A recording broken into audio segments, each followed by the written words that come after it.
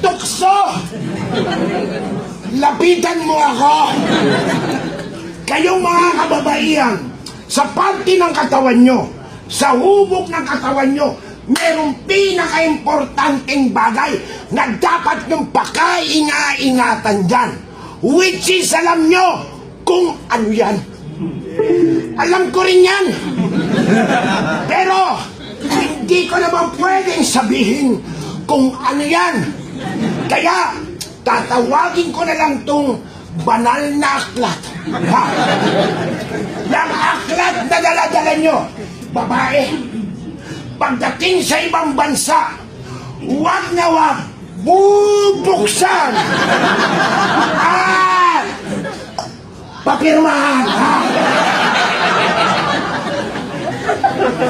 Mga lalaki, huwag pirma ng pirma.